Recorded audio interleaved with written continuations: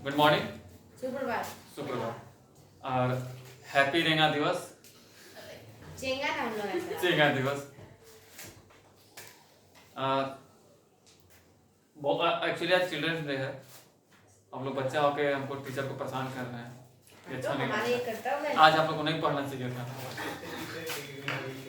आप लोग आराम से केक वेक खाते चल जाते, पढ़ना होना नहीं चाहिए था। लेकिन चलिए कोई बात नहीं, आप लोग का डिमांड है तो हमको तो पूरा करना पड़ेगा। और शुरू करते हैं। बहुत सारे क्वेश्चन आए हैं, इधर भी हैं इधर भी हैं।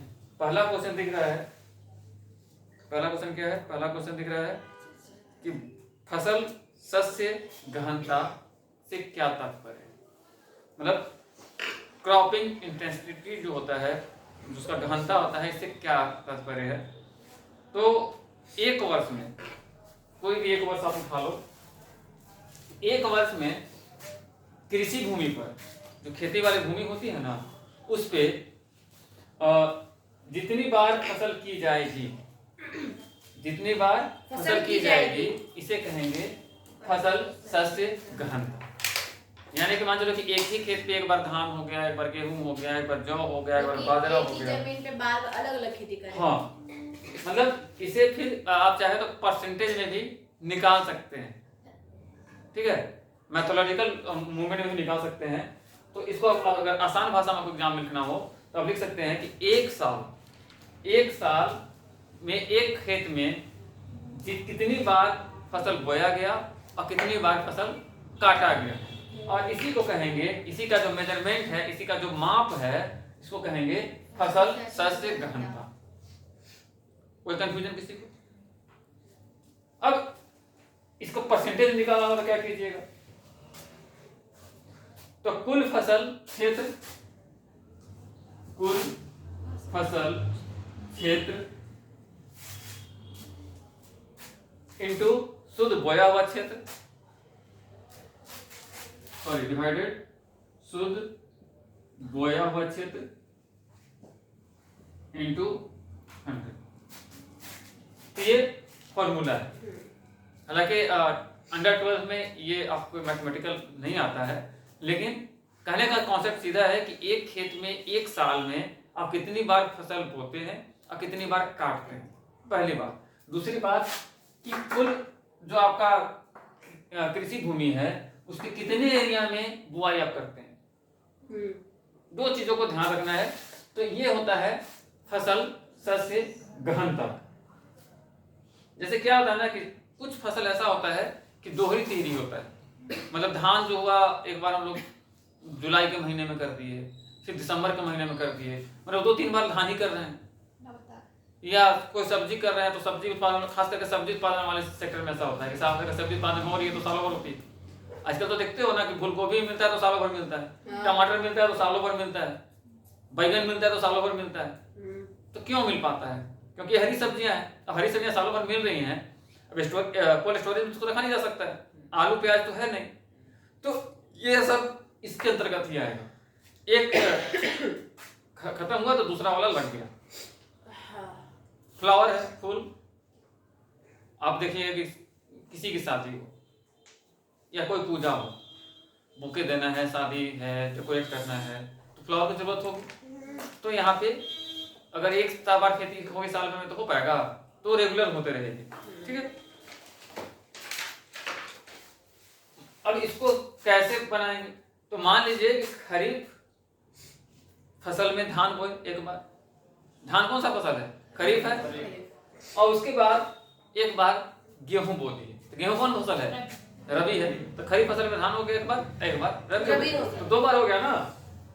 तो कुल फसल का क्षेत्र कितना हो गया? तो 2 हेक्टेयर डिवाइडेड कितना हो जाएगा? तो शुद्ध जितना में बोए हैं, मान लीजिए 1 हेक्टेयर बोए तो डिवाइडेड 1 हेक्टेयर इंटू 100, ठीक है। तो ये कितना परसेंट हो गया? 200% हो गया, ठीक है। अच्छा, अब क्वेश्चन आता है, इसी में अगर कुछ और चाहिए तो उच्च फसल सस्य गहनता। ये तो आपका सिर्फ फसल सस्य गहनता पूछे। कभी कभी एग्जाम में क्या पूछता है कि उच्च फसल सस्य गहनता का अर्थ क्या है, इसमें उच्च लग जाए तो उसका आएगा कि यहाँ पे भूमि का अधिक प्रयोग होगा। जब हाई लेवल पे होगा, हाई इंटेंसिटी होगा, तो लैंड का यूज ज्यादा होगा, उसके बाद क्या है, तो यहाँ पे बहुफसली प्रणाली होगा, मतलब एक जमीन पे बहुत सारे फसल उपजाए जाएंगे। जैसे भी मैंने कुछ दिन पहले मैं गया था नंदी के गांव, तो वहाँ पे देखे कि दीदी के खेत में आलू भी लगा हुआ था, उसी में गोभी भी लगा हुआ था, प्याज भी लगा हुआ था, मूली भी लगा हुआ था। एक ही खेत वाले होते हैं। एक जैसे आलू का जो क्यारी होता है ना बना हुआ, उसको जिसको इधर मेड़ बोलते हैं, उसके किनारे किनारे जो बॉर्डर होता है उसमें मूली प्याज ये सब लगा दिया जाता है, बीच बीच में गोभी भी लगा दिया जाता है। अब पानी हमेशा आलू के तो पटते रहेगा टाइमली, क्योंकि आलू का नियम क्या है कि पानी रोज नहीं पटेगा, एक बार पट जाएगा तो 10 दिन 15 दिन उसको छोड़ा जाता है, क्योंकि उसका जो रिसोर्स पावर होता है ना ज्यादा होता है, वो वहां पे वो बनाया जाता है मेड़। तो ये क्या है, बहुफसली हो गया। इसमें सिंचाई का यूज आपको करना ही पड़ेगा, जब बहुत सारे फसल लगेगा तो सबका एनर्जी पावर आपको देना होगा। बीज जो है थोड़ा सा हाई इंटेंसिटी होना चाहिए, हाई क्वालिटी होना चाहिए, एचआईवी होना चाहिए। एचआईवी के एचवाईवी एचआईवी तो एड्स का फॉर्मूला हो जाता है। खाद होना चाहिए, रासायनिक खाद तो आजकल ज्यादा यूज में है, टेक्निक का यूज करना होगा। तो ये हो जाएगा उच्च फसल सस्य गहनता में, ठीक है। अगर निम्न फसल सस्य गहनता पूछ दे, देखिए आप जो पूछे वे वेरिज पूछे हैं, इसका हाई इंटेंसिटी भी होता है और लो इंटेंसिटी भी होता है। तो निम्न वाला पूछेगा तो क्या होगा, तो निम्न वाला में क्या होगा कि भूमि का कम यूज होगा, जस्ट उसका अपोजिट। यहाँ पे एकल फसल खेती होगा, एक ही फसल की खेती उसमें बार बार की जा सकती है, और सिंचाई संसाधन की कमी रहेगी तभी ऐसा होगा। बेसिकली झारखंड बिहार में यही वाला होता है, एक बार खेती कर दे उसके बाद 6 महीने इंतजार कीजिए, बरसात आएगा तो फिर धान बिहन होगा, फिर रुपाई होगा, बुआई होगा, जो भी होता है। तो क्लियर है, कोई कंफ्यूजन? ओके। दूसरा क्वेश्चन आता है, पल्ली और परिक्षिप्त ग्रामीण बस्तियों में क्या अंतर है? तो पल्ली और परिक्षिप्त का, तो पल्ली का अर्थ आप लोगों को पहले मैं बता चुका हूं। पल्ली मतलब होता है बिखरा हुआ, एक घर यहाँ है तो एक घर सानिया के घर के पास है, तो उसके बाद एक संजू के घर के पास है, एक नंदी के घर के पास है, मतलब घर का जो डिस्टेंस होगा वो डिफरेंट, थोड़ा सा दूर दूर होगा, लॉन्ग डिस्टेंस। हाँ, आप लोग सुने।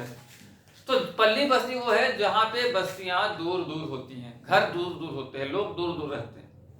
और परिक्षिप्त बस्तियां मतलब परिक्षिप्त बस्ती जो होगा ये सघन होगा, पास नहीं सघन होगा, एकदम घर सटा हुआ, जो शहरों में बेसिकली दिखा जाता है।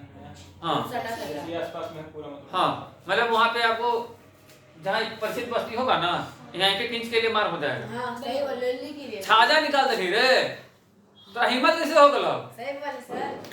तुरंत 50 डंडा लेके निकलेगा। यार से निकलेगा। हाँ। जमीन उसका रेट को निकलेगा। तो कहने का मतलब है कि जो बिखरी हुई बस्तियां होती हैं उसको कहा जाता है पल्ली बस्ती, जो सघन बस्तियां होती हैं उसे कहा जाता है। तो जो पल्ली बस्तियां होती हैं ये कृषि भूमि के से अलग दूर में बसी होती हैं, सुभान और बोलते हैं कि वहाँ खाली खेती है, वहाँ पे कुछ लोग ही वहाँ रहते हैं। अब सघन बस्ती जो गाँव होता है, शहर होता है, वहाँ होता है। इसका ऐसे बनावट का कारण क्या है? भौगोलिक बाधाएं। अब धान के खेत के पास घर थोड़ी बनेगा, कुछ लोग बना सकते हैं वहाँ रखवाली करने के लिए, तो भौगोलिक बाधाएं होती हैं। इसमें पहाड़ भी हो सकता है, जंगल भी हो सकता है, पठार भी हो सकता है, बहुत सारे कारण के चलते पल्ली बस्तियां।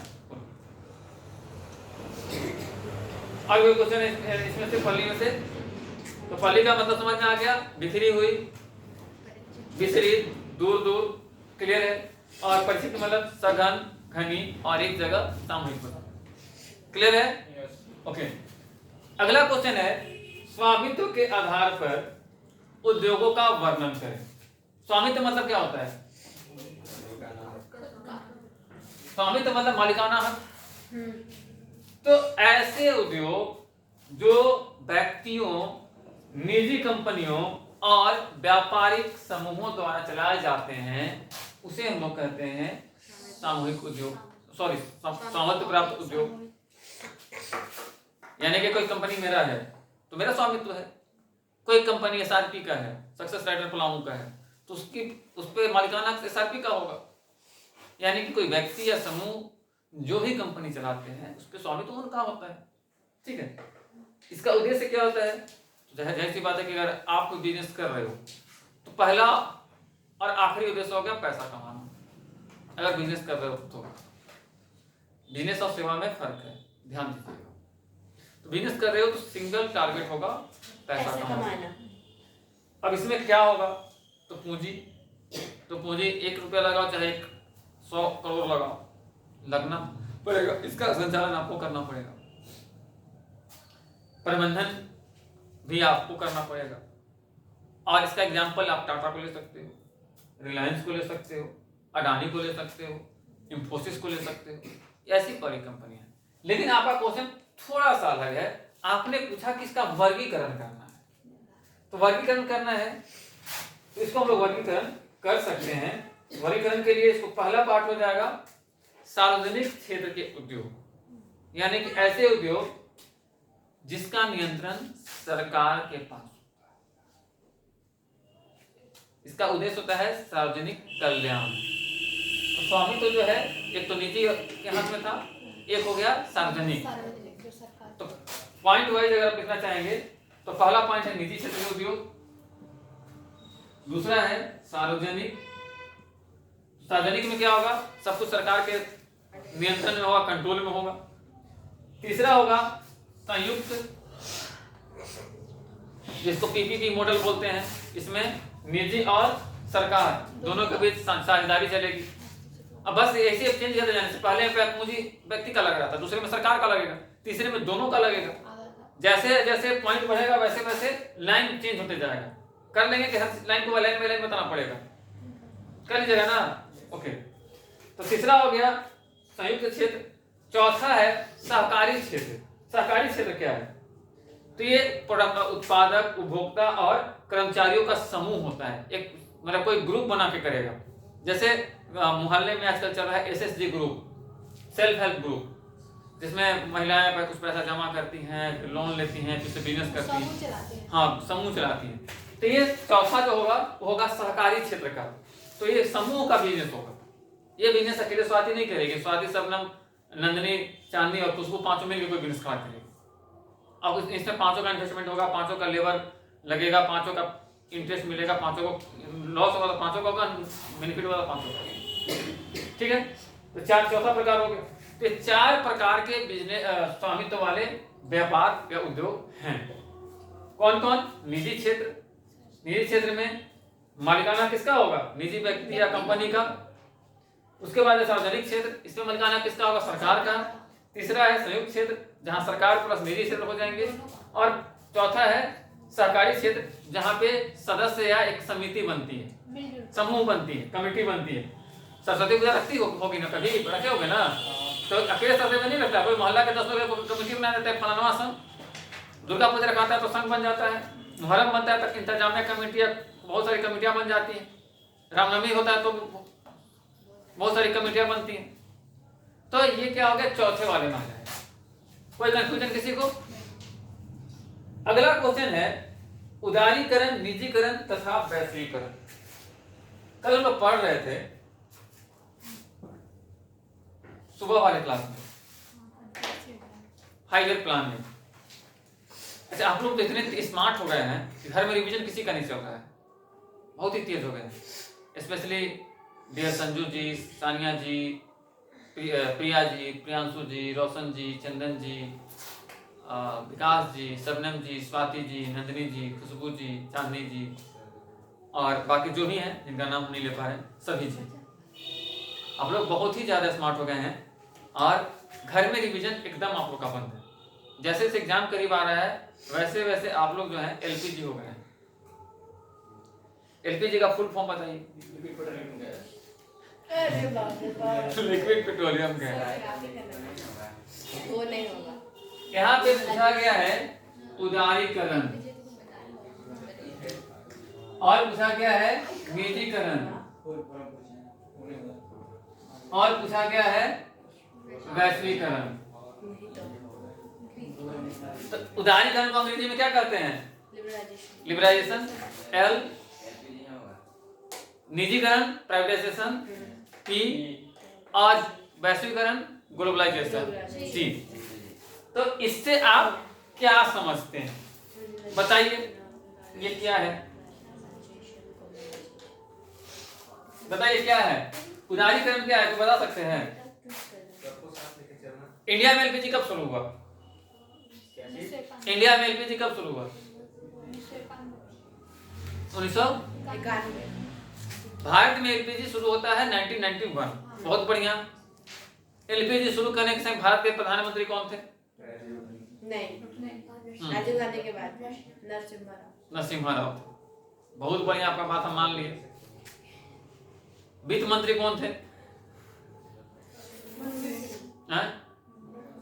मनमोहन सिंह। बहुत बढ़िया, यह आपका बात हम मान लिए। योजना आयोग के उपाध्यक्ष कौन थे? प्लानिंग कमीशन के वाइस प्रेसिडेंट कौन थे जिन्होंने एलपीजी लागू करने के लिए सलाह दिया था? कल ही पढ़ाए हैं। आप लोग कैसे नहीं पढ़ाए हैं? 5 ईयर प्लान यूट्यूब पे भी डाला हुआ है। डीटी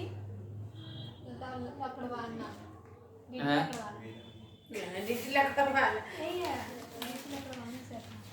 शायद नहीं बोल कॉपी देख के भी लोग बोल रहे हैं शायद है।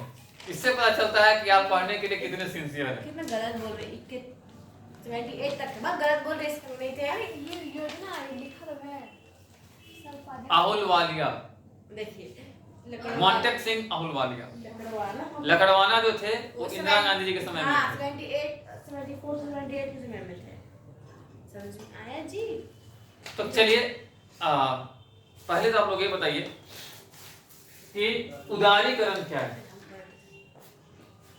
उदारीकरण से आप क्या समझते हैं? वैश्वीकरण। आदरणीय सम्मानित सीनियर सेकंड लोग होगा कि इसको ध्यान से पढ़ेंगे क्योंकि आपके स्नातक में भी है। स्नातक सबको साथ लेकर चलना, सबके बारे में सोचना नहीं, उदारीकरण का अर्थ है सरकारी नियंत्रणों, नियमों और प्रतिबंधों को कम करके आर्थिक गतिविधियों को अधिक स्वतंत्र बनाना। अच्छा, आर्थिक गतिविधि जो आर्थिक गतिविधि है उसको थोड़ा सा स्वतंत्र करना, स्वतंत्रता प्रदान करना, फ्री शिप देना। फ्रीडम। जैसे लाइसेंस राज की समाप्ति। पहले क्या होगा, अगर सरकारी होगा तो बिना लाइसेंस के आप दुकान तक नहीं खोल सकते हो। अब दुकान खोलने के लिए लाइसेंस की जरूरत नहीं पड़ती है जब एलपीजी आ गया, तो लाइसेंस राज की समाप्ति। दूसरा क्या होगा कि आयात और निर्यात जो होता है, इंपोर्ट और एक्सपोर्ट होता है, उस पर कंट्रोल कम करना, नियंत्रण कम करना। तीसरा क्या होगा तो विदेशी इन्वेस्टमेंट है उसके लिए नियम आसान करना, क्योंकि विदेशी मुद्रा नहीं आया तब तक आपके पास पैसा का ट्रांसफर नहीं होगा, तो विदेशी निवेश को आने का रास्ता खोल देना। और चौथा क्या है तो निजी उद्योग को थोड़ा सा ज्यादा स्वतंत्रता देना। सानिया जी आजकल अखबार में छप रही है युवा व्यवसायी के रूप में। 25 वर्ष हो गया है तो हाँ, एक युवा व्यवसायी का इन पे टैगलाइन लगा है। तो क्यों लगा है? क्योंकि यहाँ पे एलपीजी सिस्टम है, इनको स्वतंत्रता मिली है कि बिजनेस अपना कर सकती है, स्टार्टअप कर सकती है। इनका स्टार्टअप ही है तो स्टार्टअप ये कर सकती है। ठीक है, आप लोग अगर कोई देख रहे होंगे तो सानिया जी की दुकान में आप लोग जाके जाएं, बहुत ही टेस्टी और लजीज वहाँ पे आपको, लजीज का तो पता नहीं सर। हाँ बहुत ही टेस्टी और लजीज स्नैक्स मिलेगा। और एक युवा स्टार्टअप को प्रमोट करें। दुकान का एड्रेस है हनुमान मंदिर के ठीक सामने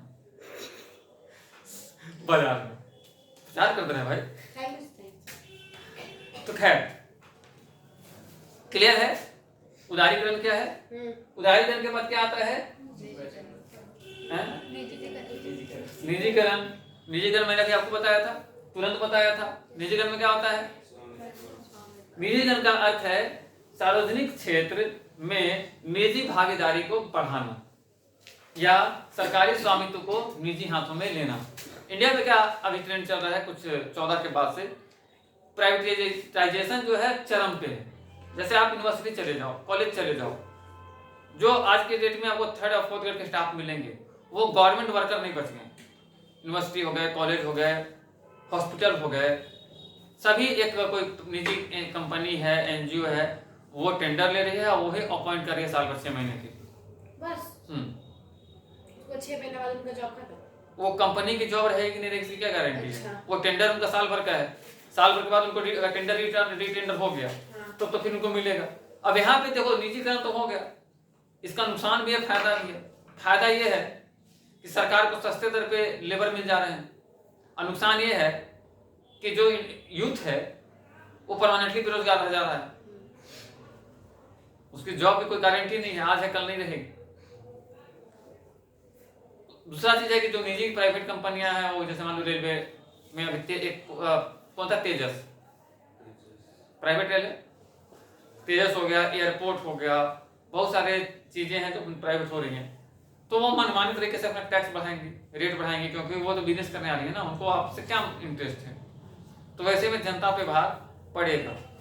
अब सरकारें एक काम करती हैं, उनके करने का लॉजिक होता है कि भाई एक बार मोटा पैसा आ जाता है, बहुत सारे एयरपोर्ट बेच दिए जाते हैं, बेच नहीं दिए जाते हैं, 50 साल 100 साल के लिए गिरवी कर सकते हो, या बिजनेस पर्पज से टेंडर दे दिए जाते हैं। जैसे लाल किला है, तो लाल किला भी किसी कंपनी को दे दिया गया 50 साल के लिए,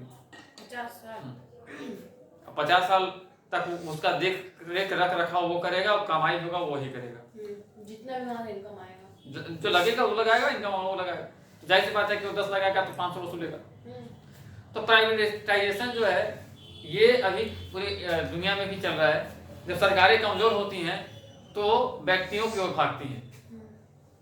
इंडिया में क्या है, अभी हम लोग यहाँ इतने लोग बैठे हुए हैं, कितने हमारे जो स्टूडेंट्स हैं या आपके घर में BSNL का सिम कितने लोग यूज करते हैं? करंट की बात कर, BSNL का चलिए कम से कम 20 बच्चों 15 बच्चे के डिफरेंट में एक बच्चा बोला है कि पूरे घर में एक सिम है, और सबके घर में 4-5 परिवार से कम नहीं होंगे, 4-5 फोन से कम, 7 फोन में एक सिम है सर, यूज, तो फिर क्या मतलब है, वो भी यूजलेस ना हो, तो सिम फ्री रह गया, तो रिचार्ज वो तो गार्बेज हो गया। हाँ वही। तो यहाँ कारण क्या है, सरकार ने प्रमोट किया निजी कंपनियों को, सरकारी कंपनी बंद हो गई। अब क्या है कि फ्री में से प्रमोट किया तो सब स्टार्टिंग में फ्री रिचार्ज होता था, फ्री रिचार्ज था।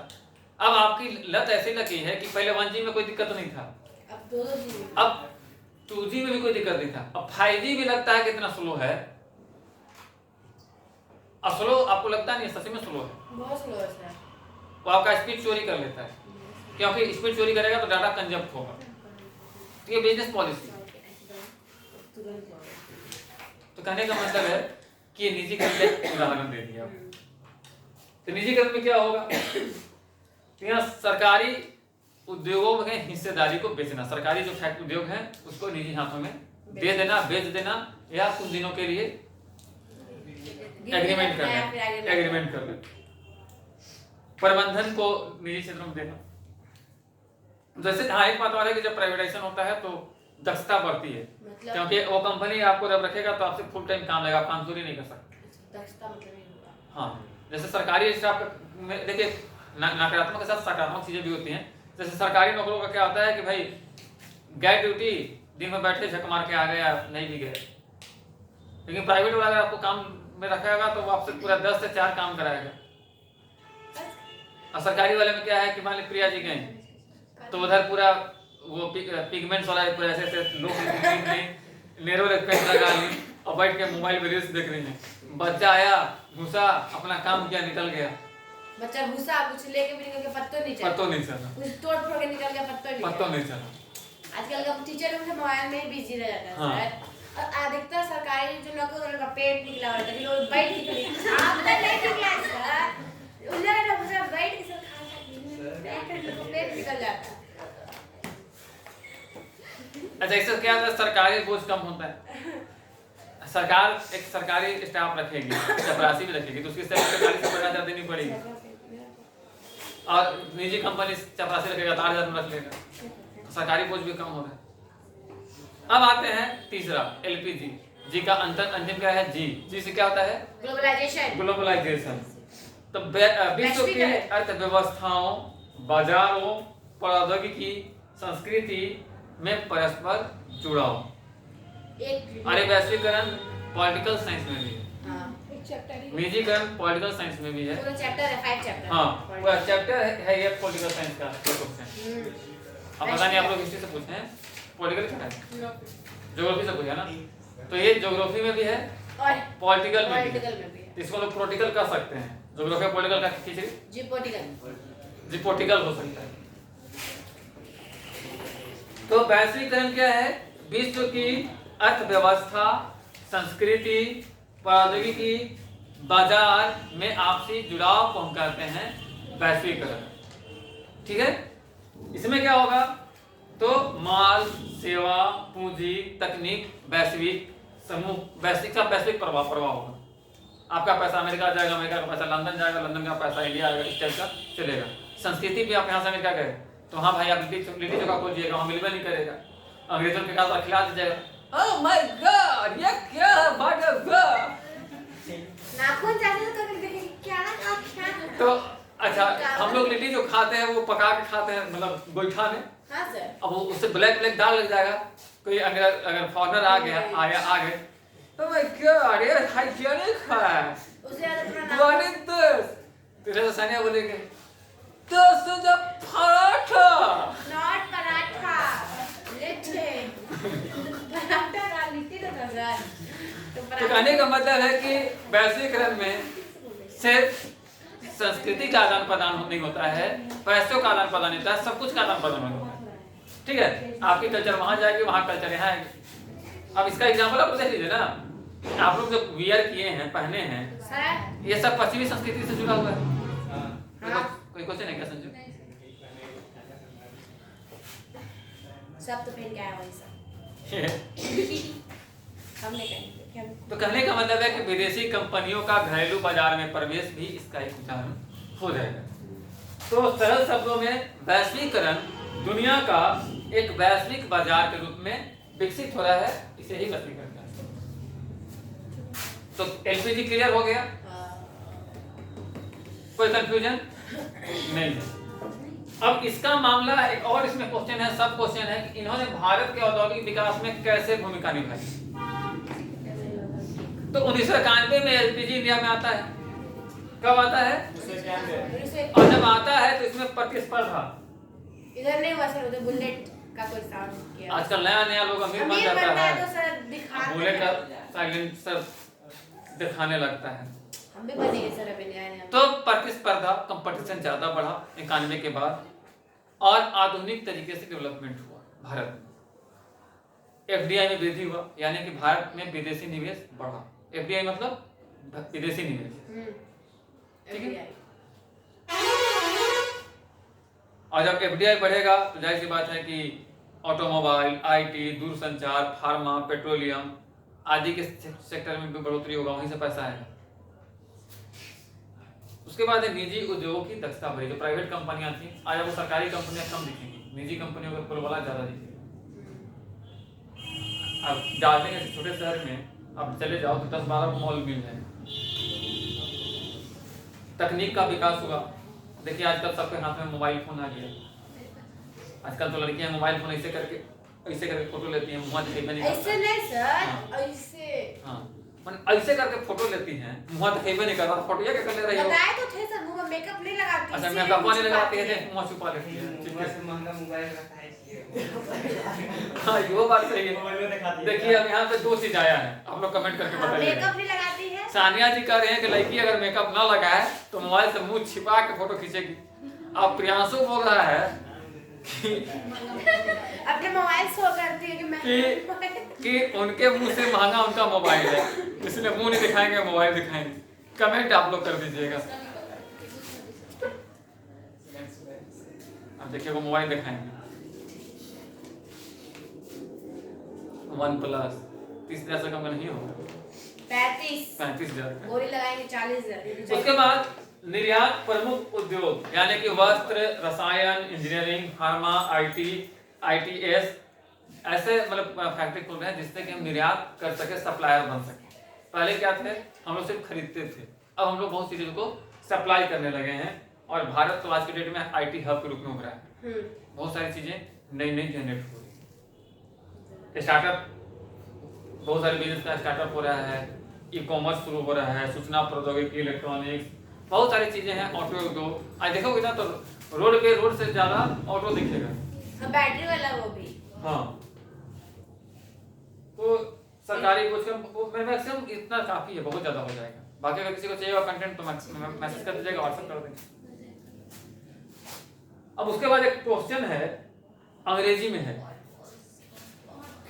क्वेश्चन है व्हाट वाज गोंडवाना। गोंडवाना, हाँ, तो ये गोंडवाना क्या था? तो गोंडवाना जो है, Gondwana also called Gondwana land was a supercontinent that exists about 500 to 180 million years ago। यानी कि गोंडवाना या गोंडवाना लैंड जो है एक प्राचीन महाद्वीप है, बहुत पुराना महाद्वीप है, और लगभग 50 करोड़ साल पहले से लेकर 18 करोड़ साल पहले तक अस्तित्व में आया, ऐसा माना जाता है। ठीक है, कितना? 50 करोड़ से 1800 करोड़, 18 करोड़, 50 करोड़ से 18 करोड़ वर्ष पहले का ये महाद्वीप है, कॉन्टिनेंट। ठीक है, it included the present day countries. आज इसके अंतर्गत कौन कौन से महाद्वीप शामिल हैं? ठीक है, इंडिया, यानी कि गोंडवाना में इंडिया भी पार्टिसिपेट करता है, Bharat, Africa, south America, Australia, Antarctica और मैडागास्कर। तो 6 कॉन्टिनेंट इसके अंदर में अभी भी वर्किंग है। ठीक है, इसके की पॉइंट्स क्या हैं, मुख्य बिंदु क्या है? तो Gondwana was located mostly in the southern hemisphere. तो मुख्यतः कहाँ है? दक्षिणी गोलार्ध में स्थित है। ठीक है, साउदर्न पोल पे है। अगला पॉइंट क्या है? It broke apart to do tectonic plate movement. Tectonic plate आप लोग को पढ़ा रहे थे हम, शायद आपको याद है कि नहीं है। तो यहाँ पे क्या है कि प्लेट विवर्तन के कारण यहाँ महाद्वीप टूट कर अलग अलग महाद्वीपों में बट गया। टेक्टोनिक प्लेट में क्या होता है कि आपस में टकराता है, टकराएगा तो टूटेगा। दो चीजें होती है, एक तो टकराता है और एक अपोजिट वे में जाता है। तो जब अपोजिट वे में जाएगा तो बिखर जाएगा, और जब टकराएगा तो एक नया पहाड़ बनता है, जैसे हिमालय बना है इंडिया में। ठीक है, तो यहाँ पे अलग अलग वे में बिखर रहा है और टेक्टोनिक प्लेट के चलते। ठीक है, अगला के पॉइंट क्या है? तो the Indian plate separated from Gondwana and later कॉल्डेड with the Eurasian plate forming the Himalaya. जो मैं भी आपको बता रहा था कि भारत का प्लेट जो है गोंडवाना से अलग होकर उत्तर की ओर चली और यूरेशियन प्लेट से टकरा गई। तो ये टकराने के साथ क्या बना? हिमालय पर्वत बना। तो भारत उससे अलग हो गया। वो प्लेट जो है ना, इधर से भी आएगा, इधर से भी आएगा, तो बीच में टकराएगा, तो बीच में तो एक क्रिएट हो जाएगा। क्रिएट हो जाएगा। लेकिन अगर ये प्लेट इधर जा रहा है, ये प्लेट इधर जा रहा है, तो टकराने की पॉसिबिलिटी नहीं है, तो ये बिखर जाएगा। ठीक है, उसके बाद क्या है की पॉइंट में? The name Gondwana comes from the Gond tribe of central India where similar ancient rock formation were first situated. तो गोंडवाना नाम से भारत में गोंड जनजाति भी है और इनके क्षेत्र पर चट्टानों के अध्ययन से लिया गया। तो जो गोंड जनजाति है वो जिस चट्टान में जिस एरिया में रहते हैं उससे लिया गया एक नाम है जिसको हम लोग गोंडवाना के नाम से जानते हैं। I think what is Gondwana clear? अंग्रेजी वाला था, ठीक है, तो क्लियर हो गया। तो इसके लिए सिंपल है कि इसके की पॉइंट को याद कर लो। आंसर याद करना जिसका इंग्लिश कमजोर है ना उसके लिए थोड़ा दिक्कत होता है, तो की पॉइंट याद कर लोगे तो इजीली आपका हो जाएगा। 4 पॉइंट की पॉइंट, अभी 5 की पॉइंट हम बताए ना, और 2 पॉइंट ऊपर का जो फॉर्मेट था वो बता दिए। तो 8 लाइन का ऐसे आंसर दे दोगे पास नहीं हो जाओगे। 5 में 6 तो मिल ही जाएगा। आंसर क्वेश्चन में आता है कि 100 से 150 वर्ड में लिखिए। 3 मार्क्स क्वेश्चन सर, 100 से 150 मार्क्स में लिखिए, सॉरी वर्ड में। हां 100 से 150। अब कुछ हिंदी का प्रश्न आया है।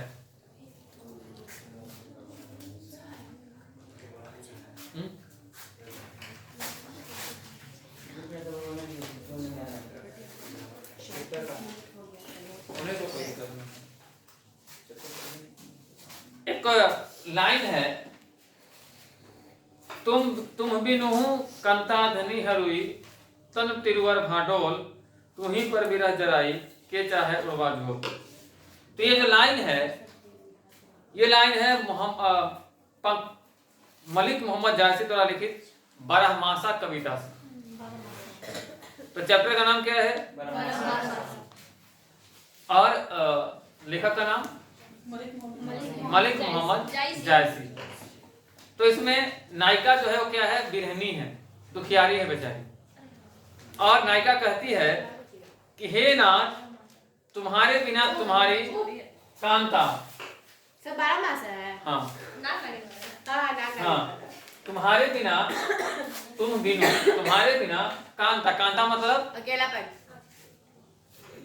दुख, कांता का अर्थ है पत्नी। ओ तो तुम्हारे बिना पत्नी हरहु तन दिनवर भाडोल, मतलब कि तुम्हारे बिना तुम्हारी पत्नी जो है वो शहरी से हार गई है और कमजोर हो गई। तोहरी बिरही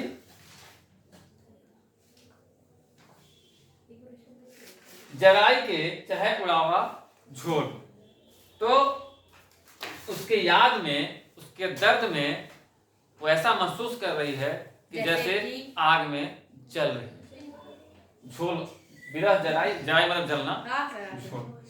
और जब आग जलता है ना तो राख निकलता है, और राख निकलता है तो घर में झोल लग जाता है,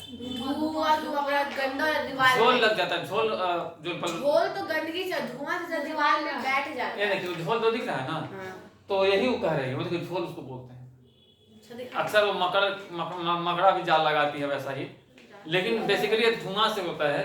तो वही कह रही है कि तुम्हारे बिना जो दर्द में हम हैं ना भाई, भाई नहीं, पति जी, पति। देखिए वो गाना नहीं था, पति महोदय जी, हाँ, पवन सिंह वाला था। हाँ,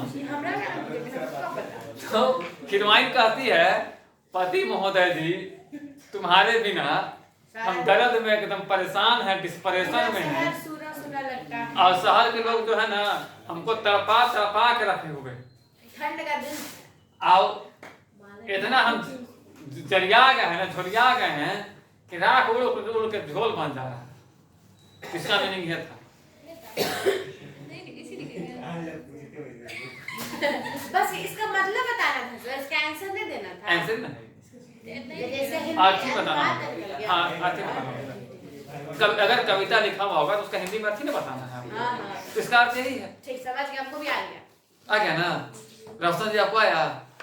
फिर से रोशनी डालना पड़ेगा। इस पंक्ति में जो नायिका है वो बिरहनी है, दुखिया है, उनका पति, और वो कहती है कि हे नाथ, तुम्हारे बिना तुम्हारी जो कांता है, कांता मतलब पत्नी जो है, वो शहरियों से हार गई है, शहरवासियों से हार गई है, कमजोर हो गई है। भटोल मतलब कमजोर, एकदम दुबला पतला हो गई, लिकी पीकी, पोलियो के शिकार हो गई है। युद्ध नहीं लड़ रही थी, और पोलियो के शिकार नहीं, तिनके की तरह हिल रही है, तिनके की तरह हिल रही है। सर, उसमें ठंडा का दिन था तो स्वेटर वेटर तो पहनी होगी, मोटी तो लगेगी ना सर, ऐसे तो नहीं होगी। अरे स्वेटर पहनी थी इसलिए बच गई, जमीन पे नीचे उड़ जाती। उसके ऊपर अब देखो, जहाँ लकड़ी रहेगा वहाँ आग लगता ना करेगा। हाँ सर, हाँ तो सर। उसके ऊपर विरह रूपी मतलब दुख रूपी आग जल रहा है, अंदर से दुख वाला आग जल रहा है। और गाना गा रही है, पति महोदय जी। सर, लेकिन वो लड़की तो नागिन ना थी। हाँ, नागिन था। तब है ना शहर में दुख हो रहा है, जंगल में रहेगी। सर पहले आप सबको भी तो पहले पढ़ा दीजिए सर, उसके बाद समझ नहीं आता। हाँ, ये नागिन का स्टोरी है। नागिन नाम था। ओह, एग्जाम हमने दे दिया। चलो ठीक है, तो कुछ खाते ना चाहिए। हाँ, तो मिल गया। तो दर्द से वो जल रही है, अब ये दर्द जब निकल रहा है तो लग रहा है कि झोल बन के उड़ गया। ठीक, समझ गया। ठीक है। दूसरा है झूठी बतियानी की पतियानी ते उदास है अधर अधर लगे। छोड़ो हम यहीं से पढ़ लेंगे। झूठी बतियानी की पतियानी ते उदास है अब ना घिरत घन आनंद निदान को उधर लगे हैं अनिका करी के परान को चाहत चलने संदेशों ले सुजान। कौन भाषा सर ये ब्रज भाषा है? तो ये ठेठ भाषा है। ये श्रेष्ठ कवि घनानंद द्वारा रचित प्रथम कविंत से है। और इस में कहता है कवि, इस लाइन में कवि कहता है कि तेरी झूठी बातों पर विश्वास उठ गया है। झूठी बातों से विश्वास उठ गया है। तेरी झूठी बातों पर विश्वास उठ गया है। अब तो उदासी इतनी बढ़ गई, अब तो उदासी इतनी बढ़ गई कि मेरे मन को भी आनंद नहीं मिलता है।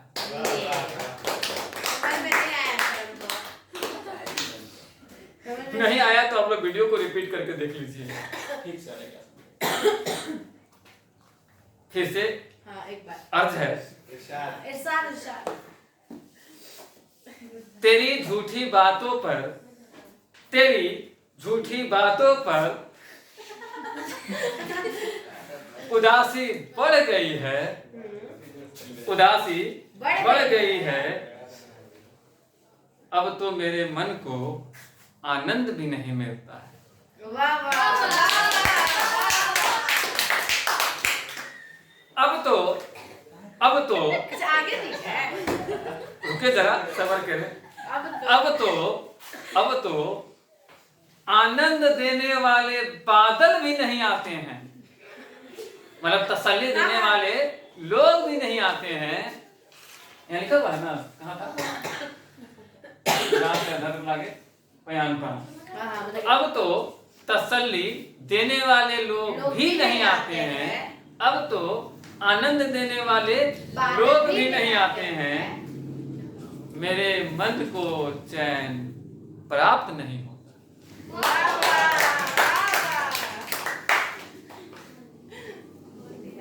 अर्थात इसका अर्थ ये था कि मेरा आखिरी समय आ पहुंचा है। यदि तुम आ जाओगी, अगर तुम आ जाओगी तो मैं आखिरी समय में अपना मन का जो संवाद है, संदेश है, वो बता दूंगा। दूंगा।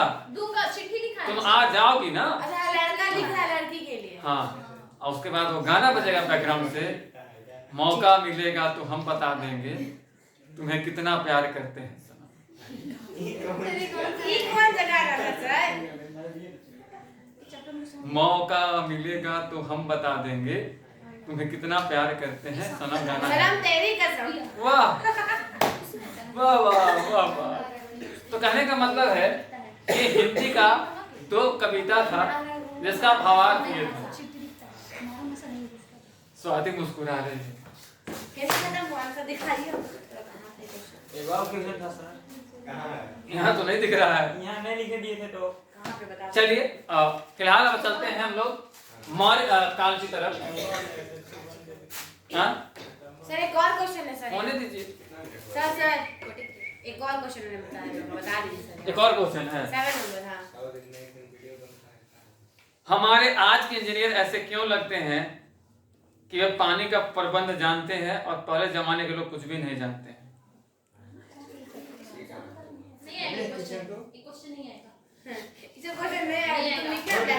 क्षेत्र में अब क्वेश्चन आ ही गया है तो जवाब दे देते हैं। एक्चुअली क्या है, इसको एक लाइन में समझ लो। अधकल गगरी छलकत जाए। आजकल के बच्चे और इंजीनियर को ये लगता है कि हमसे बेसी ज्ञानी तो ससुरा कोई है ही नहीं है। आजकल के बच्चा लोग जानते हो, टीचर लोग को देखेगा ना तो क्या करेगा? मुंह लुकाता है सर। नहीं, गुड मॉर्निंग सर, अब आगे के बोलेगा ना मास्टर का मजाक उड़ा दे लिया ले गुड मॉर्निंग बोले में मजाक नहीं उड़ा है। या फिर आजकल क्या होगा कि अगर कोई क्वेश्चन है तो क्वेश्चन इसलिए नहीं पूछेगा, उसको क्वेश्चन का आंसर जानना है। क्वेश्चन इसलिए पूछेगा कि मास्टर आंसर दे पाता है कि नहीं दे पाता है। ओ देखने के लिए। अब ससुरा कोई पते नहीं है कि मास्टर मास्टर रहेगा, वही ना सर, बाप बापे रहेगा, बच्चा बच्चे रहे, अब बच्चा बच्चे रहेगा, स्टूडेंट स्टूडेंट रहेगा। तो यही कहानी इंजीनियर पे लागू होता है। उसको लगता है कि हम आज जो बना दे रहे हैं ना, धरती पे कोई बने भी नहीं किया होगा, जबकि ये इतिहास भी गवाह है कि इतिहास में जो चीजें बनी 500 सालों 1000 सालों से आज जो खड़ी हैं, आवाज जो इंजीनियर बनाते हैं, वो मुख्यमंत्री को 6 आगे महीने के अंदर। मुख्यमंत्री को आगे कहना पड़ता है कि चूहा खोद दिया था, यही चलते पुलवामा बह गया। बाप रे बाप, चूहा के खोदने से। इसका एग्जाम्पल बिहार में पुल बना और उद्घाटन से पहले कई पुलें बह गई। ऐसा छू छू के देखता है। तो वहाँ पे लोग पुल पे चढ़ने से पहले से इसे छू छू के हिला हिला के देखता है कि चढ़े कि नहीं चढ़े। वो धंस ना जाए।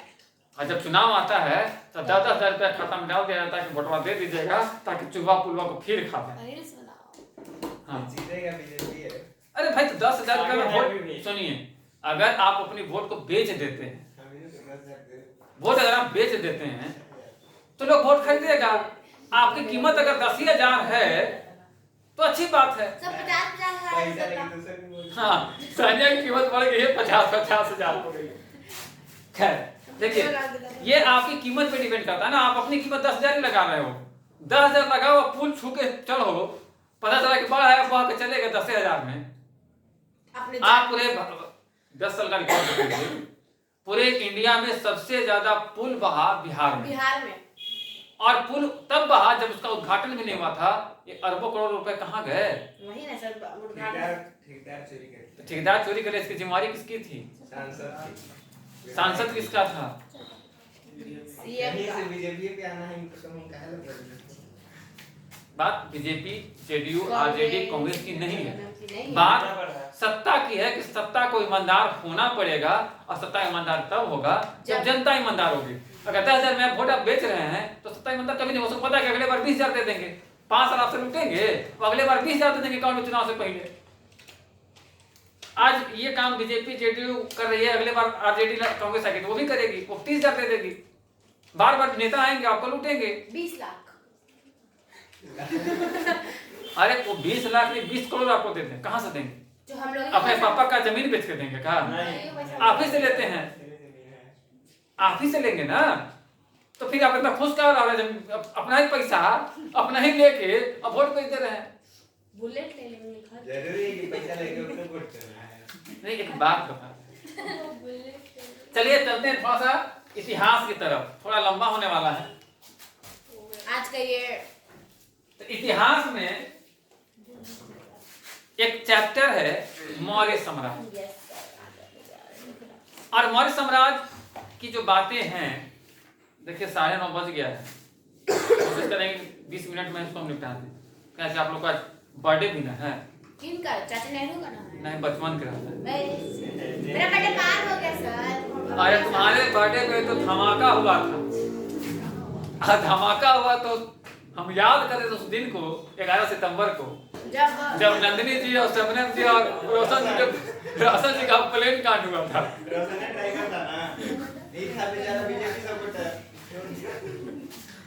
रोशन, शबनम और नंदिनी का जो प्लेन क्रैश कांड हुआ था, और पेनिसोलिया के खेत में जो जा गिरा था, पेंसिल्वानिया खेत में, ड्राइवर चेंज हो गया। वो कल हम सोच रहे थे सानिया जी के बर्थडे में इतना बड़ा धमाका। चलिए आते हैं मौर्य साम्राज्य की ओर। मौर्य काल या मौर्य साम्राज्य की स्थापना होती है 321 ईसा पूर्व में। और इसके संस्थापक होते हैं चंद्रगुप्त मौर्य। और उस समय उनकी उम्र 25 वर्ष थी। जाति से वो मौर्य जाति के थे, और उनका परिवार जो था व्यवसायिक दृष्टि से ठीक ठाक था, पिछले बैच से माना गया। और उनको सानिध्य प्राप्त है ब्राह्मण का, कुटिल ब्राह्मण का, जिसको हम लोग कौटिल्य के नाम से जानते, यानी कि उनके राजनीतिक सलाहकार साम्राज्य बनाने से लेकर साम्राज्य बचाने तक में कौटिल्य की भूमिका थी। मतलब हर बात वो कौटिल्य, चाणक्य या विष्णुगुप्त से पूछ के ही करते थे, और हर एक चीज से सीख लेते थे। एक दिन की बात है कि वो नदी के किनारे टहल रहे थे, तभी देखते हैं कि एक गरीब माँ है, वह अपने बच्चे को डांट रही है। डांटने का वजह यह था कि उसका बच्चा खिचड़ी खा रहा, तो खिचड़ी खाने के लिए तो कोई डांटेगा नहीं, इसलिए डांट रहे थे कि खिचड़ी जो था वो हरे पत्ते में था और खिचड़ी वो बीच से खा रहा। तो इससे सीख ये मिलती है कि अगर खाना आप खा रहे हैं और बीच में हाथ डाल दोगे तो आपका हाथ जल जाएगा।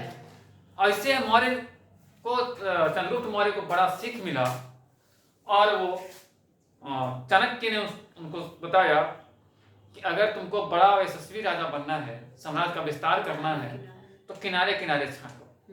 इसीलिए उसने साम्राज्य का विस्तार सुदूरवर्ती किनारे तटीय क्षेत्रों से जीतना शुरू किया, तब जाके बीच में पहुंचा। ऐसा नहीं कि सीधे जाके मगध के सेंटर पॉइंट पे कब्जा कर, किनारे किनारे एक राज विजित करते थे। और फिर एक समय ऐसा भी आता है कि गंगा के तटीय क्षेत्रों पर पूरा कब्जा कर लेता है, नर्मदा के तटीय क्षेत्रों पर कब्जा कर लेता है। नजर फिर होती है सिंधु के तटीय क्षेत्रों पर और सामने सेल्यूसिड राजा का ट्रुप था, सेल्यूकस निकेटर और उनकी टीम थी, और उसके परिप्रेक्ष्य में इसकी सेना काफी कमजोर थी। तो एक बार मन करता है, फिर सोचता है कि चलो यार बाद में देखेंगे, फिर वापस आता है, अपना ध्यान यहीं लगाता है, मजबूत होता है, फिर सेल्यूकस निकेटर से लड़ता है और ये युद्ध होती है 305 से 303 ईसा पूर्व के मध्य। तो 305 में जब युद्ध होता है तो ये युद्ध को जीत जाता है और बहुत सारे क्षेत्रों को पर कब्जा कर लेता है। लेकिन युद्ध के बाद भी निकेटर और चंद्रगुप्त मौर्य के मन में ये बात होती है कि काश हम दोनों मित्र होते। तभी याद आता है किसको, सेल्यूकस निकेटर को। वो कौन था? एक फारसी था, यूनानी था। तो सोचता है कि लड़का जवान हो गया है, इसको पटाया जाए। लड़का जवान हो गया है, इसको पटाया जाए। तो ऑफर करता है, ए चंद्रगुप्त जी, हम चाहते हैं ना कि जो हमारी दुश्मनी है ना, इसको दोस्ती में बदल दिया, रिश्तेदारी, आपको जरा सब्र करो। तो चंद्रगुप्त बोलता है कि फायदा क्या होगा? तो कहा कि शादी करा देंगे, अगर आप दोस्ती कर लीजिएगा तो हम लोग मिलकर राज करेंगे। दुनिया में दो ही राजा होगा, तभी शेर होगा। ये कहा कि शेर तो एक वो रहेगा, आपको अगर शेर बनना है तो शेर का ससुर बन जाइए। सही बात है। लेकिन शेर आपको नहीं बनने देंगे। कहा है कि भाई 100 में 105 बेईमान, फिर भी हमारा देश महान, सबसे महान। तो चंद्रगुप्त कहा कि देखिए, आपको शेर बनना है तो एक ही वो रास्ता है कि आप शेर का ससुर बन सकते हैं। शेर तो हम ही रहेंगे, लेकिन ऐसे नहीं, पहले आप फोटो भेजे व्हाट्सएप पर। किसका फोटो? व्हाट्सएप पे?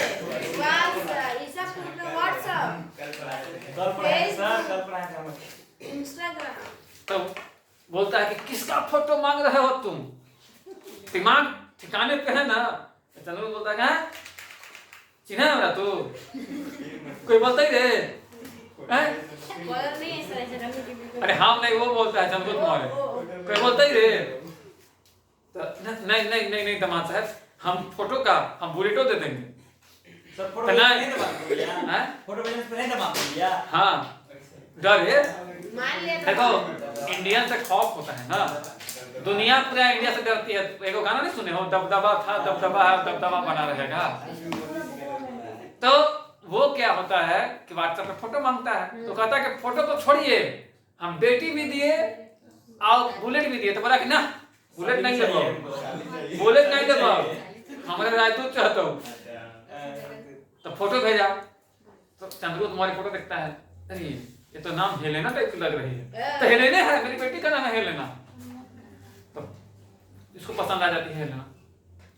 तो इंडियन को मतलब जो सर पसंद आ जाती है कि युद्ध के क्रम में ही वो शादी होता है? नहीं, युद्ध तो 5 में होता है ना, 3 तक चलता है। एक समझौता था, ये इस एग्रीमेंट था, दोनों के बीच दोस्ती का दौर था। पसंद आ गई तो चंद्रगुप्त मौर्य बोला कि ये तो ठीक है, ठीक है दिख रही है। अब क्या को बेटी है आपकी? अरे बाबा ये को बेटी है का भी बना दे। तो सेडिकस निकेटर कहता है कि एक को है, तो कहा कि फलान कंसेंट, 105 वाला बोला 1000 बोले। तो कहा कि चिंता मत करो दामाद जी, हम आपके लिए 1000 यूनानी लड़की को भेज देंगे। बेटी को भेज दिया, देखा तो बेटी से ब्याह करा दिया, हजारों यूनानी दासी बना के भेज दिया कि भाई उसकी बेटी का सेवा वाल क्या करेगा? चंद्रगुप्त मौर्य बुड़बक है, वो जाके युद्ध लड़ेगा कि सेवा करेगा, तो उसके लिए यूनानी लड़की को मंगा लिया। तो एक लड़की और साथ में हजारों यूनानी आने का मामला है। अभी कहा कि था ना, क्या राजदूत हमारा रह गया, तो राजदूत के रूप में मेगास्थनीज आ जाता है। उसके बाद कहा कि वो तो ठीक है, दहेज बाप कितना लालची था सर। दहेज नहीं, ब्लैकमेल, लालची नहीं, ब्लैकमेलिंग हो रहा था, डर दे रहा था। हां तो 500 हाथी दिए कि चलो 500, इस तो 500 बहुत कम है, लेकिन आप गिड़गिड़ा रहे हैं, ससुर जी तो मान रहे हैं, तो 500 हाथी ले लिया। और कहा कि हिंदू धर्म में जब ब्याह होता है तो कुछ नगदी का भी प्रावधान है। तो कहा कि अभी तो युद्ध आप तो लड़े हैं, पैसा तो है नहीं पर्स में, 5 गो राज आप ले लीजिए। तो 5 गो चलो मान गए, तो 5 गो राज दे दिया।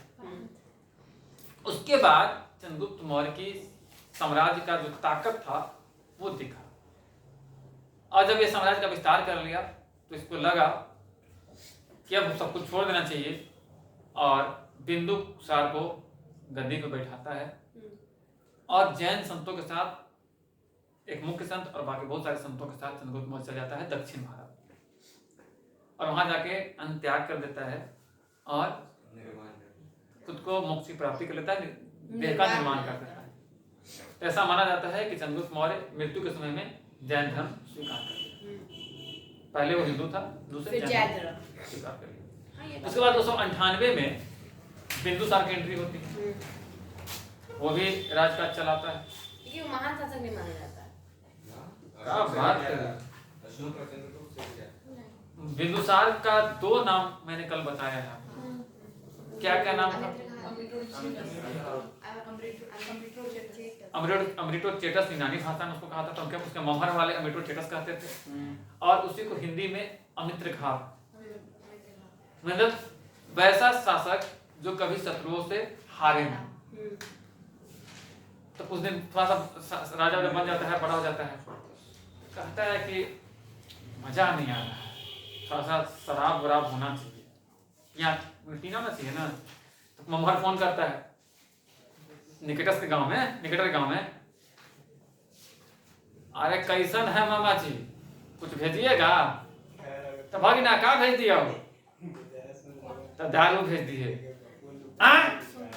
तो दारू भेजिएगा, तो कौन दारू? तो फोटो व्हाट्सएप कीजिए। तो व्हाट्सएप पे फोटो मंगाता है, बच्चा ना था सर, तो पढ़ा भी तो था। तो व्हाट्सएप पे फोटो मंगाया, देखा कि फलाने फलाने कंपनी का है। मामा अगर मैं ढेरे फोटो भेजाई तो क्या बताओ कि मीठा कौन लगता हो?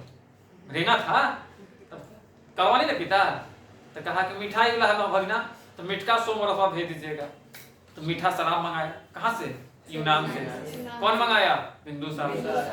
अब कहा कि मामा पी लेंगे तो तनिक पढ़ाई कर लेंगे ना, 2026 में परीक्षा है बोर्ड का, 12th का। तो कहा कि फिलोसफी का, तर्कशास्त्र,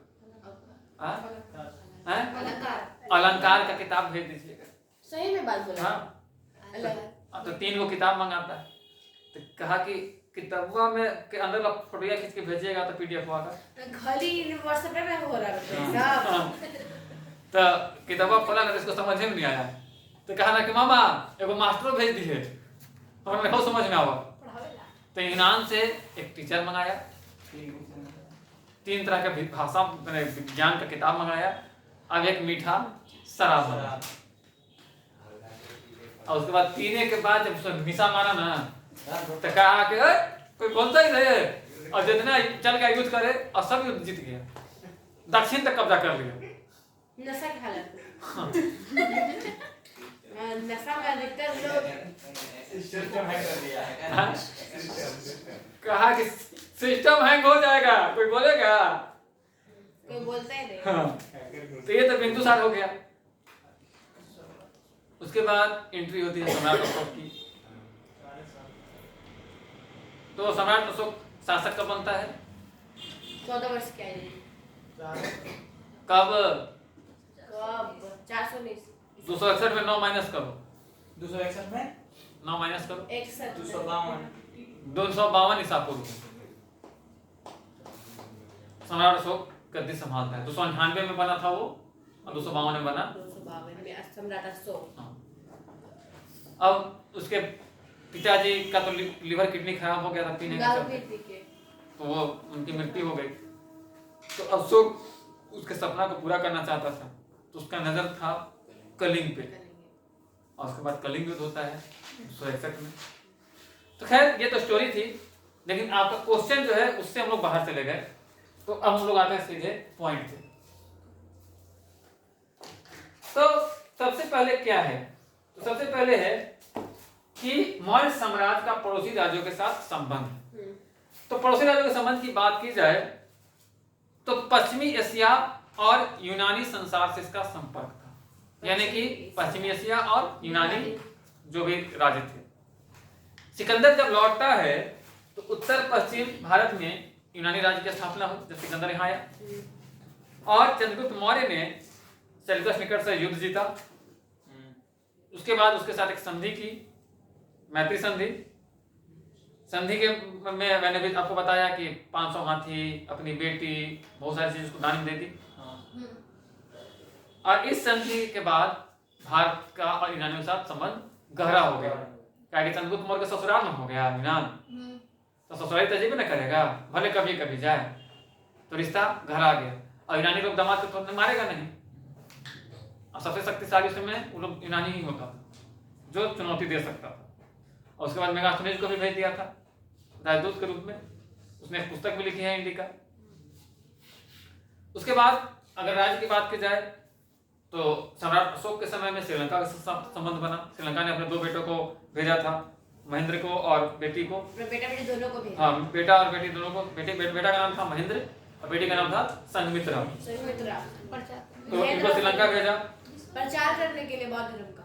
और जब जो श्रीलंका भेजा तो वहां के राजा जो थे देवन मित्यसा, इन्होंने बौद्ध धर्म को अपना लिया था इनके आने के बाद। तो इससे जो सांस्कृतिक प्रभाव था मौर्यों का दक्षिण एशिया में बढ़ा। उसके बाद मध्य एशिया, तो यूनानी राजा एंटियोकस, टॉलमी, एंटिगोनस, मागस के साथ संबंध का भी उल्लेख मिलता है। तो यूनानी में सेल्यूकस निकेटर ने बहुत सारे राजाओं के साथ इनका संबंध अच्छा रहा। दक्षिण भारत में तो पता ही है कि डायरेक्ट तो हम लोग मौर्य साम्राज्य नहीं स्थापित हो सका, लेकिन वहाँ के चोल राजा, पांड्य राजा, चेरा राजा, सातवाहन शासक वंश, इन सब के साथ उनका संबंध अच्छा रहा। चोल वंश मोती, मसाला, हाथी के दांत, समुद्री व्यापार दक्षिण भारत से ही होता था।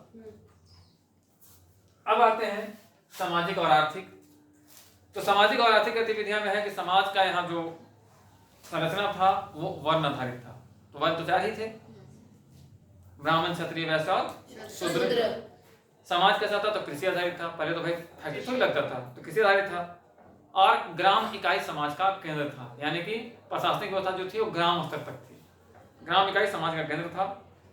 अगर बात महिलाओं की जाए तो अपेक्षाकृत वहां पे महिलाओं को सम्मान अच्छा दिया जाता था, यानी कि महिलाओं की स्थिति खराब नहीं थी। क्योंकि इतिहास गवाह है कि जब आप इतिहास पढ़िएगा तो मौर्य काल में महिलाओं की सामाजिक और आर्थिक भागीदारी दिखेगी। और परिवार कैसा था? तो पितृसत्ता था वहां पे। आर्थिक गतिविधियों में कृषि वहां का आर्थिक रीढ़ था, मतलब उपज बढ़ाने के लिए नहर बनाए गए, बांध बनवाए गए, कुएं बनवाए गए। और राज्य भूमि मतलब भूमि कर, लैंड टैक्स वसूलता था, उसी से सिंचाई ये सब का व्यवस्था किया जाता था, और सिंचाई टैक्स भी लिया जाता था। यानी कि वहाँ पे सिंचाई कर और भूमि कर दोनों का प्रमाण मिलता है। व्यापार की बात की जाए तो आंतरिक व्यापार भी था और बाहरी व्यापार भी था। पाटलिपुत्र, दशिला, उज्जैन, स्वर्णगिरी, ताम्रलिप्त प्रमुख वाणिज्यिक केंद्र 5 राजधानियां अशोक ने बताया है अपने लिपियों में, अभिलेखों में। कल ही मैंने आपको बताया था 5 सोने चांदी का सिक्का का चलन था, और इस सिक्कों को कहा जाता था पन। इसको याद रखिएगा, मौर्य काल में सिक्कों को क्या कहा जाता था? कर्ण। उद्योग धंधे तो धातु उद्योग था जो कि लोहा से निर्मित होता था, वस्त्र निर्माण उद्योग था, हाथी के दांत का उद्योग था, लड़की उद्योग था, रत्नकला प्रसिद्ध थे और शिल्पकार और व्यापारियों की श्रेणी होती थी। तो आर्किटेक्ट भी थे और आर्टिस्ट भी थे। तो वहां पे उद्योग क्या क्या था? धातु उद्योग लोहा का था, वस्त्र निर्माण, हाथी उद्योग, रत्नकला, लकड़ी उद्योग प्रसिद्ध था।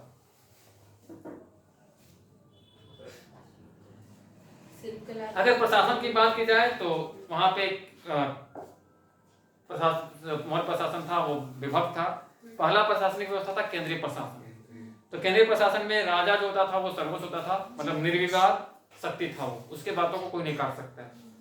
उसके अंडर में मंत्रिपरिषद काम करते थे, उसके नीचे महामात्य होता था, महामात्य के नीचे अमात्य होता था, सेनापति होता था, पुरोहित होता था और संभागक होता था।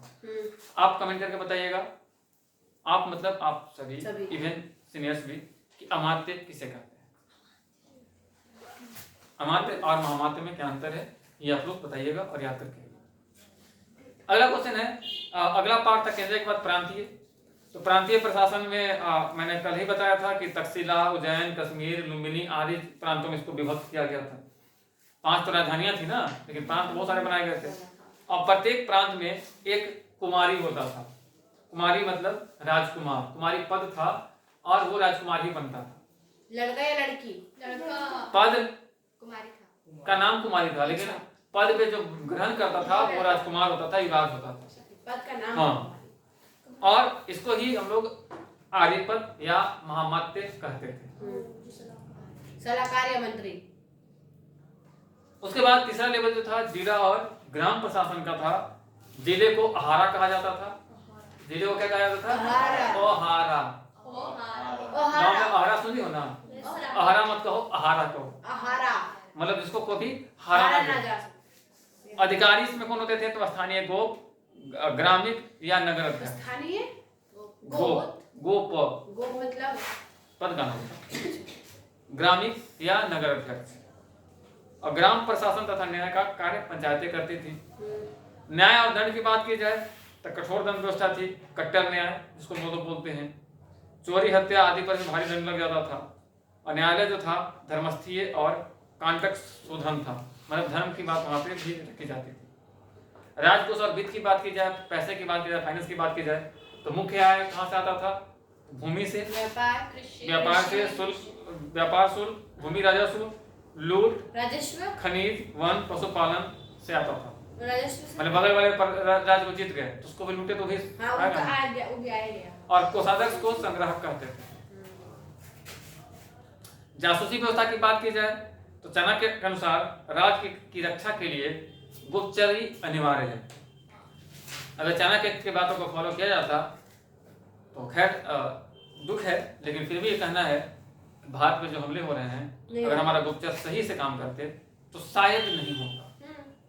जब पुलवामा में 14 फरवरी को अटैक हुआ था तो उस पर चुनाव लड़ने के बजाय, उस पर भाषणबाजी करने के बजाय पता किया जाता कि 300 किलो आरडीएक्स कहाँ से आया, किसने लाया, और उसको कठोर सजा लाल किले पर टांग दिया जाता, टांग के पत्थर से मरवा दिया जाता, तो शायद दोबारा कोई आरडीएक्स लाने की हिम्मत नहीं करता। 14 फरवरी को जब जो आरडीएक्स आया था उसकी वजन थी मात्र 300 केजी, लेकिन जो कल परसों 10/11 की घटना हुई इसमें 2900 से अधिक केजी, 2900, हाँ इंटर कर गया बिना क्या बोलते हैं, मिला जो सब मिला हुआ है जो भी है। तो चाणक्य ने कहा था कि कोई राज्य तभी सुरक्षित रह सकता है जब उसका गुप्तचर स्पाई प्रॉपर काम करे। लेकिन यहाँ क्या होता है कि जब हमले होते हैं तो कुछ दिन माहौल बनाया जाएगा। ऑपरेशन सिंदूर भी चला, पता नहीं क्यों रोक दिया गया। वही ना सर, जब अगर आपका पैर में जख्म हो ना तो शुरू में आप दवा खाते हैं, दवा कराते हैं, लेकिन अगर उस जख्म से कैंसर होने की संभावना हो तो जख्म को ही काट के फेंक देना चाहिए। और ऑपरेशन सिंदूर के समय ये अच्छा मौका था कि पाकिस्तान शब्द ही मिटा दिया जाता, उसको मिला दिया जाता भारत में, वापस भारत में मिला लीजिए। भारत में बहुत सारे मुसलमान रहते हैं, हाँ, वो भी रहते। बाकी भी हमारे भाई बहन है, वो भी भाई बहन के रूप में यहाँ रहते हैं। हमको वहाँ की जनता से तकलीफ थोड़ी है, वहाँ के जो टेररिस्ट हैं उनसे तकलीफ है, और उनसे तकलीफ सिर्फ हमें नहीं, दुनिया के सभी लोग, क्योंकि उनका आतंकवादी वाला विचार है। तो खैर, तो वहाँ पे गुप्तचर व्यवस्था बहुत बढ़िया थी, और मौर्यों के पास विशाल जासूसी तंत्र था, यानी कि वो जितने अपने यहाँ स्टाफ रखते थे उससे 4 गुना 5 गुना ज्यादा जासूस रखते थे। और दुनिया में जो भी देश सक्सेस हैं उनके पास रॉ और बहुत सारे जो ऐसे इंटेलिजेंस हैं, उसके चलते ही वो सक्सेस है। अमेरिका क्यों सक्सेस है? अमेरिका हर चीज पे नजर रख सकता है बैठे बैठे अपने घर से। उसके बाद अशोक की धर्म नीति की बात आती है, तो कलिंग विजय के बाद जो जनहानि हुआ, रक्तपात हुआ, उससे मन उसका विचलित हो गया और उसने हिंसा त्याग कर बौद्ध धर्म अपनाया और धर्म नीति को बढ़ावा दिया। धर्म नीति का मुख्य सिद्धांत क्या था? अहिंसा। अहिंसा का मतलब किसी भी चीज का हिंसा नहीं। हाँ। एक जानवर को भी नहीं मारना है। हर चीज के खिलाफ है। सभी धर्मों के प्रति सम्मान, सहनशीलता, बड़ों का सम्मान, छोटों को स्नेह, दान, करुणा, सत्य, सुचिता, जन कल्याण और धम्म महामाते की नीति, जो कि प्रचार प्रसार के लिए। और मौर्य समाज के पतन की बात की जाए, अच्छा शिलालेख भी है ना, शिलालेख का है, वो अशोक ने अपने संदेशों को शिलालेख में लिखवाया। स्तंभ लेख, शिलालेख भारत के विभिन्न भागों में मिलते हैं। और मौर्य समाज का पतन जो है, इसका कारण था अशोक के बाद कमजोर हुए उत्तराधिकारी। कोई भी राज तब बर्बाद होता है जब उसका राजा कमजोर। हाँ। दशरथ, संप्रति, शालीलुक आदि कमजोर राजा थे। कमजोर राजा का नाम क्या था? दशरथ, संप्रति, शालीलुक, ये सब कमजोर राजा थे और साम्राज्य का एकता होने लगे। अत्यधिक विस्तृत समाज बहुत विस्तृत हो चुका था, जिसको संभाल नहीं पाए। और आर्थिक संकट, अस्थायी सेना, प्रशासन, जन कल्याण में जो खर्चा हो रहा था उससे भारी व्यय हुआ, उसके चलते पैसा का भी समस्या आ गया, राजकोष पर भार बढ़ा। धर्म नीति का प्रभाव, अब सेना अगर हथियार चलाना छोड़ दे, बंदूक चलाना छोड़ दे, तो फिर सुरक्षा मुश्किल हो जाता है। तो धर्म नीति का भी प्रभाव हुआ। उसके बाद मामा लोग आक्रमण कर दिए, यानी कि उत्तर पश्चिम में यूनानियों ने आक्रमण किया, इंडो ग्रीक और शकों के भी आक्रमण बढ़ने लगे। और अंततः शुक वंश का उदय होता है और अंतिम मौर्य राजा थे बृहद्रथ, जिनकी हत्या उनके ही सेनापति पुष्यमित्र शुंग ने 185 ईसा पूर्व में कर दी और मौर्य साम्राज्य समाप्त हो गया। अगर आप चाहते हैं और भी कोई क्वेश्चन का आंसर तो मिलेंगे अगले क्लास में। बाय।